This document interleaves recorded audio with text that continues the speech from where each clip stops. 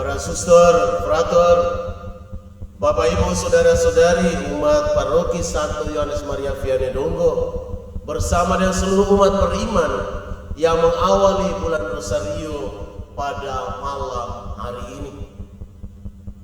Kita semua pada kesempatan ini diingatkan untuk belajar dari Santa Teresa, dari kanak-kanak Yesus. Dia menjadikan dirinya sebagai mainan di tangan Tuhan Yesus. Dia berusaha untuk menjadi bola bagi Tuhan Yesus. Asalkan saja Yesus senang, Yesus gembira, dia siap ditendang oleh Yesus ke sana kemari.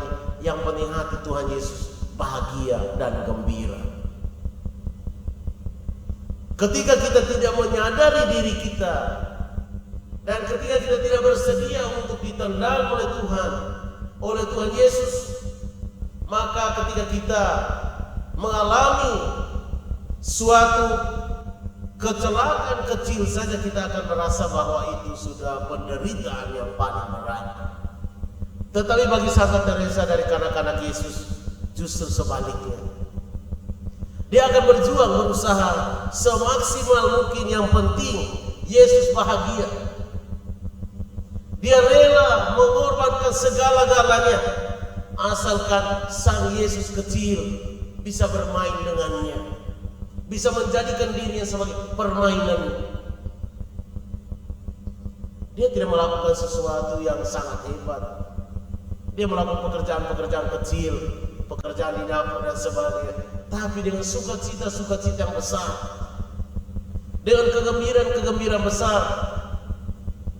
Karena dia sadar bahwa dia berusaha untuk menjadikan dirinya sebagai bola, sebagai mainan di tangan Tuhan Yesus. Maka dalam bacaan ini pada hari ini juga Tuhan Yesus mengambil seorang anak kecil, menempatkannya di tengah-tengah untuk menegur orang-orang dewasa atau orang-orang merasa diri dewasa, supaya belajar kembali tentang kepolosan, tentang ketulusan.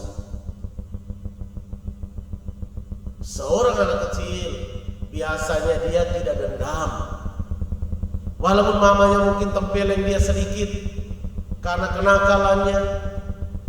Sebentar 1-2 menit kemudian dia tetap ingat bahwa mama saya melakukan itu semata-mata karena sayang saya.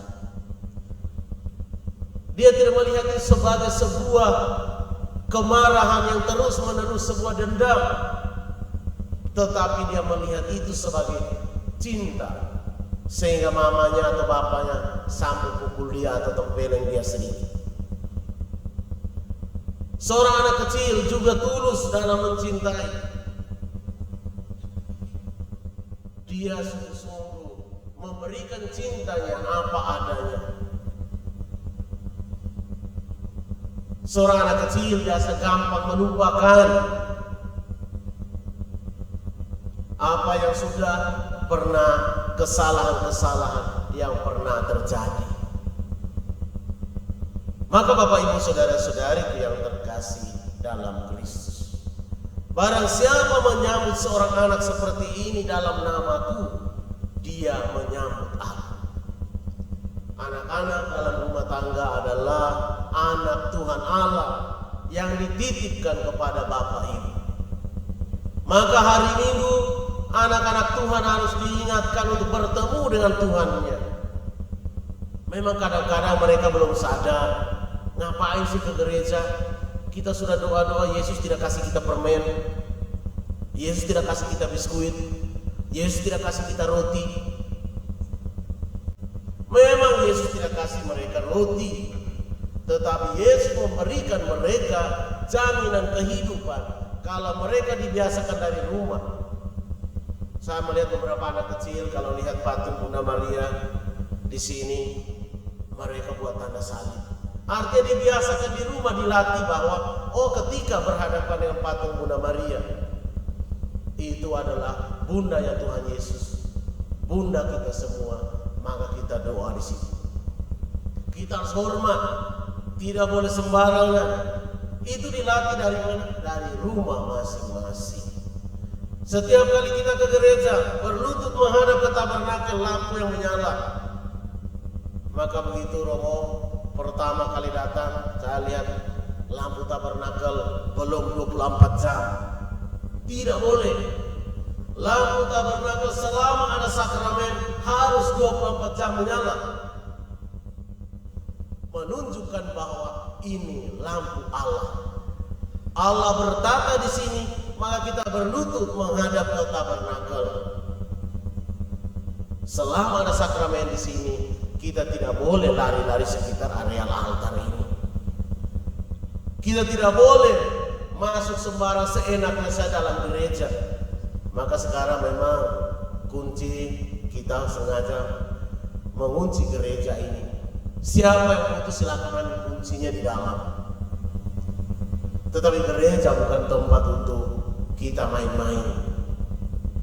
Kalau anak-anak untuk latihan sekami segala macam itu diperbolehkan. Tetapi bukan hanya sekedar mau main bola di dalam. Apalagi dulu pintu sini juga tidak tutup, pintu sana tidak tutup.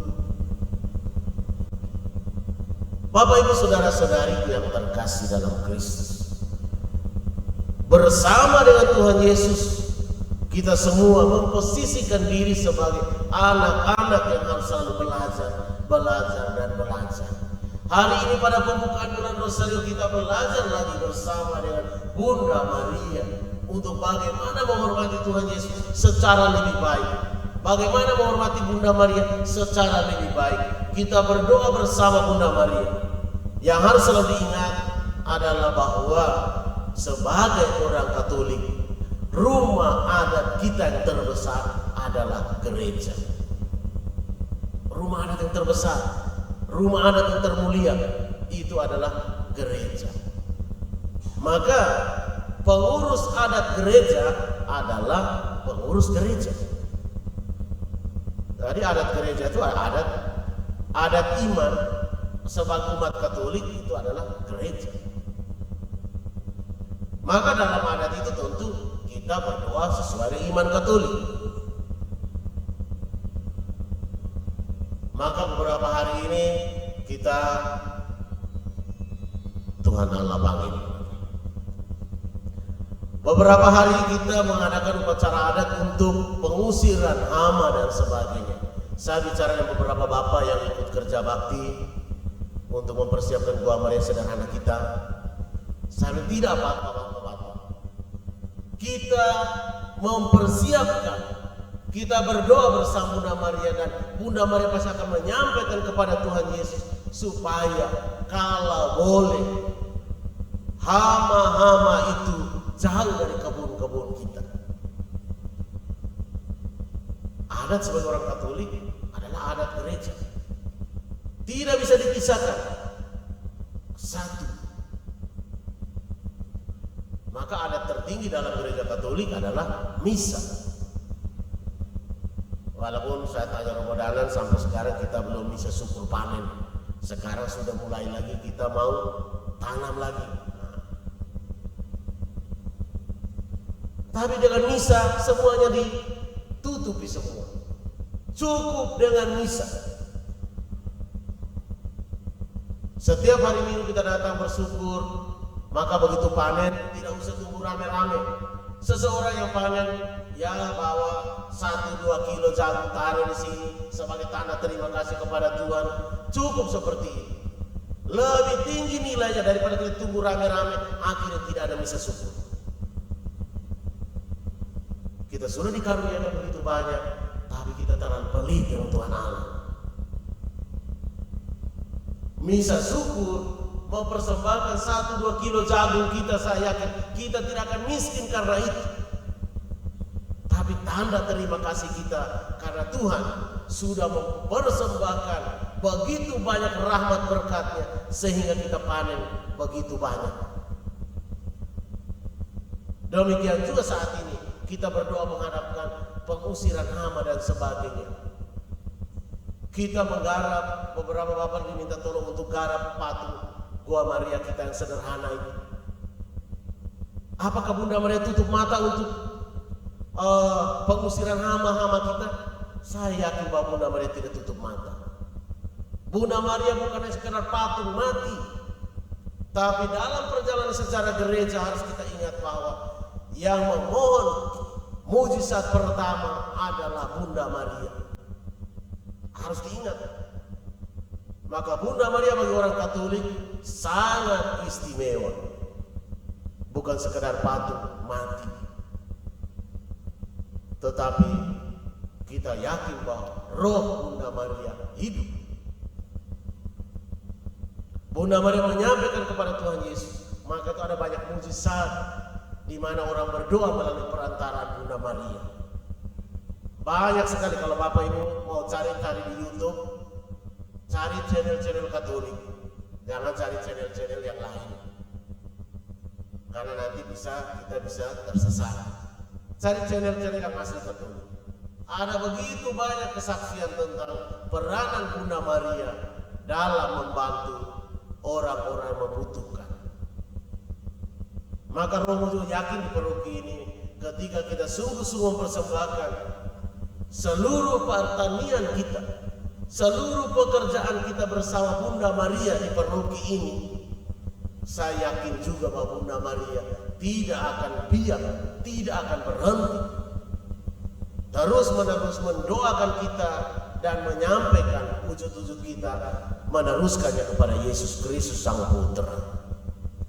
Maka Bapak Ibu Saudara-saudari yang terkasih, di awal bulan Rosario ini, mari kita sama-sama kembali menyemangati diri kita untuk berdoa Rosario. Jangan merasa rugi karena lilin itu kita hargai sedikit. Jangan merasa rugi karena kita beli lilin satu batang.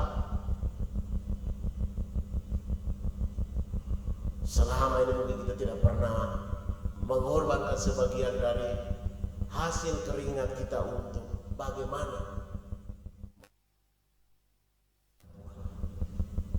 Maka Bapak Ibu Saudara-saudariku yang terkasih, semoga doa-doa Bunda Maria bersama dengan kita semua umat di paroki ini di awal bulan Rosario ini, sebagai para petani, Tuhan akan memberi yang terbaik karena disampaikan oleh Bunda Maria. Semoga Tuhan memberkati kita. Amin.